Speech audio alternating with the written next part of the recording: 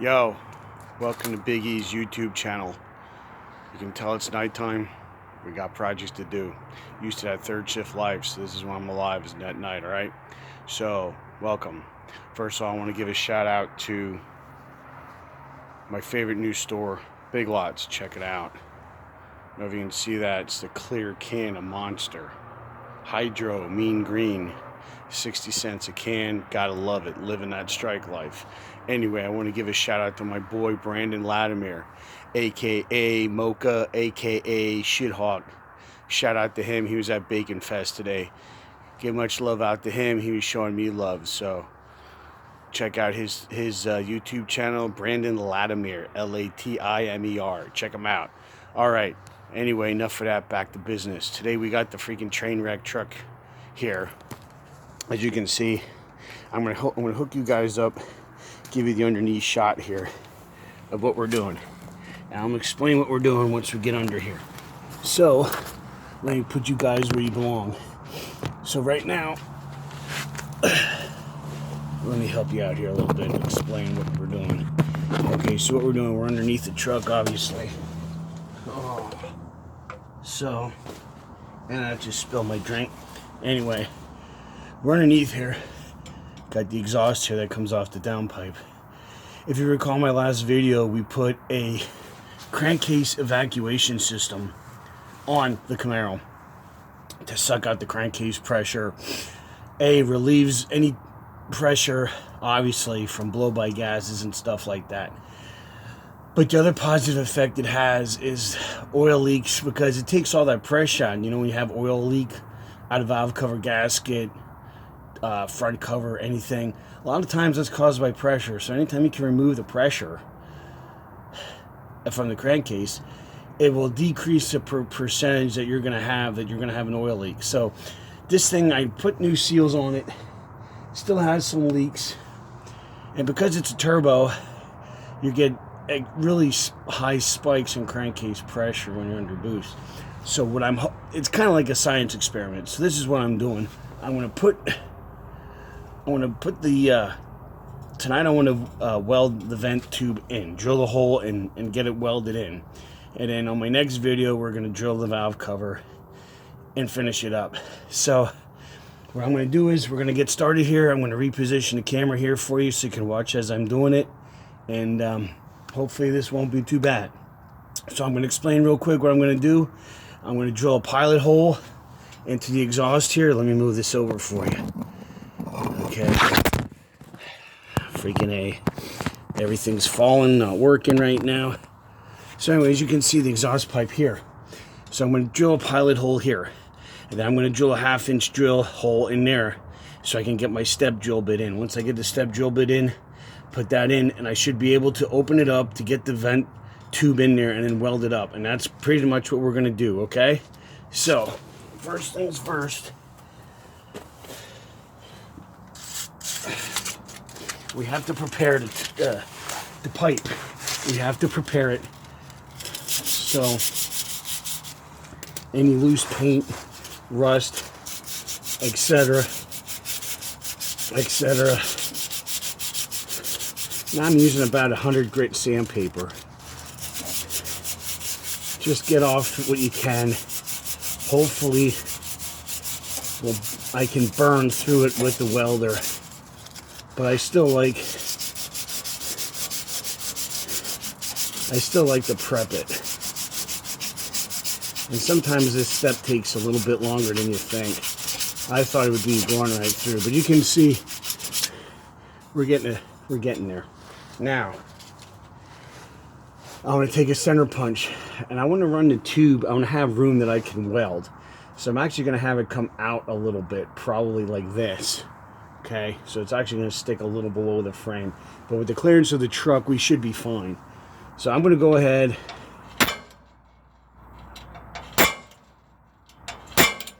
So now I got my center point mark. So now we're going to take our pilot drill.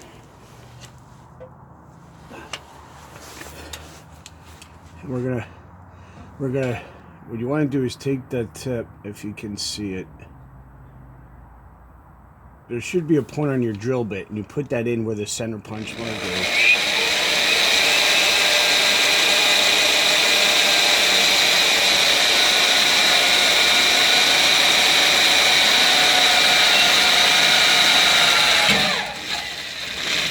Alright, so, oh, that was special. So now we have our pilot. We have our pilot hole drilled. Okay, so hopefully you can see that. Our next step is now we want to take a 1/2 inch drill bit, and we're going to want to put that in the drill.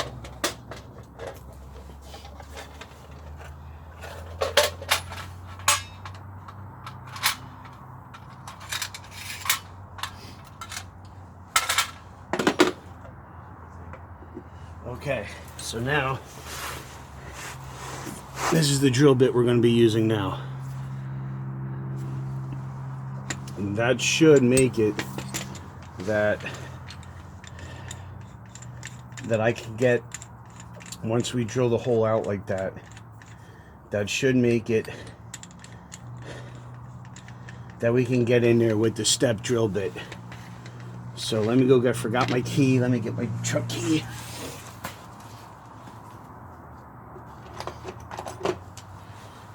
So I'll tighten up the chuck on that. I like to do at least 2 of the 3 to tighten up. Okay, so let's reposition.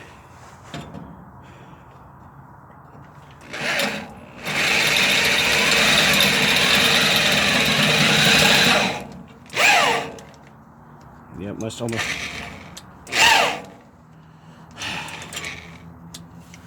Try tightening it up again. All right.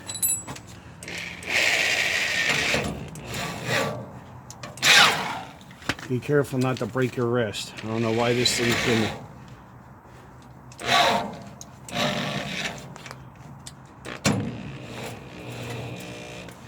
This is crazy.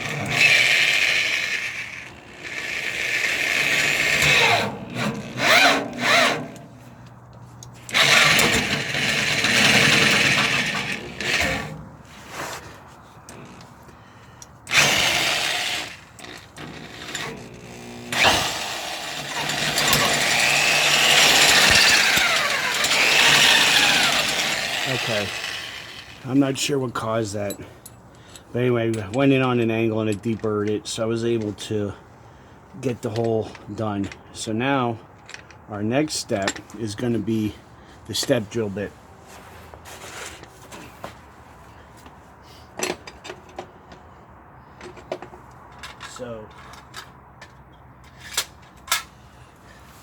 So I'm sure you remember, if you watched my Camaro video when I did it, I'm sure you remember this step drill bit. So we'll put that in there, and if I remember correctly, it says it's the same exact kit I got for the Camaro I got for this. So I think it was like the 3rd one from the top I drilled to, I believe, if my memory serves me correctly.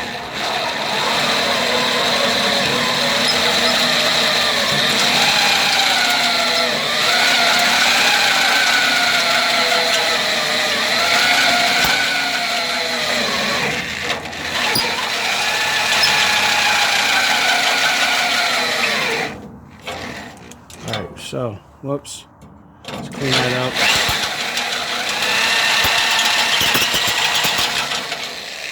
Alright, so with that being said, I hope I have the vent tube. I thought I put it in my pocket. Oop, I'll grab that burr. Alright, so now a very important thing. I don't know if I mentioned this in my last video, but you can see how that thing's cut on a 45. When you put it in, you want the long part of the 45 facing downstream of your exhaust. In other words, I'm trying to see how I can do this. I don't know if you can, the lighting's, so you see how the top, I have the top longer than the bottom. So your exhaust is going to flow this way. and that's what you want. You want that long part facing down. So I'm gonna have to make it bigger here. I can see that, to make that fit the way it should. So what I'm gonna do is I'm gonna open this up a little bit, and then I'm gonna come right back and we're gonna start welding. Alright guys, I'm back. We got the hole reamed out. We got the vent that's in there, so I have the vent in a vice grip. I got the welder set up, so we're gonna go ahead, we're gonna tack this in, and then we're gonna double check everything, and then do final weld on it, and we're gonna at least hook up the one-way check ball valve, and we should be done for now until the next step would be the valve cover. So let's see how this goes. So let me get my gloves on here and my helmet. Now,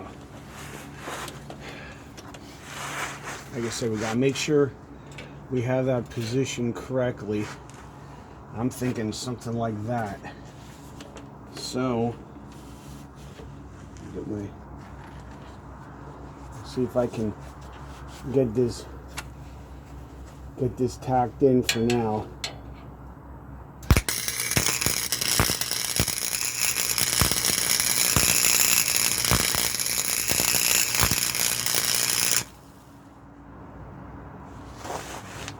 All right, we might have got lucky there. Okay, so we might be able to take the vice grip off so that way it's out of our way, and we can finish running a bead all the way around.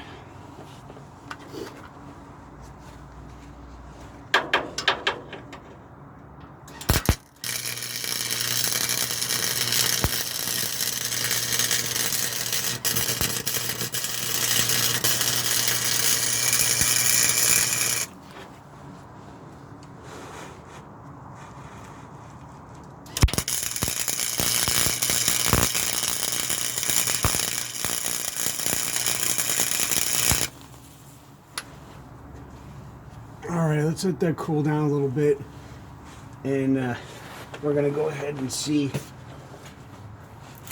double check some stuff here.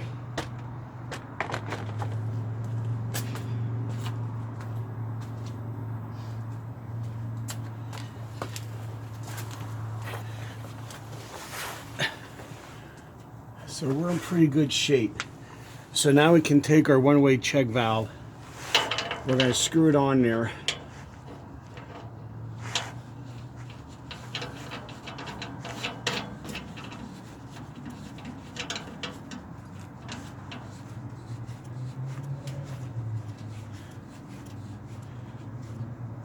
And then we have our hose that would be coming down, and just push it on there, and we'll put the clamp on, and we'll do final routing to the hose, so that way it's better up and out of the way. So anyway, so that's going to conclude part one of the Crankcase evac system install on Trainwreck for now. Hopefully tomorrow I'll be able to get the valve cover off. We're going to drill that out like we had to with the turd. We're going to drill that out, use a grommet, get the breather on, and we're going to do final hookup. So that'll be it for today. So if you can, please like and subscribe. If you have any other ideas, please put them in the comments below. I would appreciate it. Look out for each other, take care of each other, and we'll see you next time. Bye for now.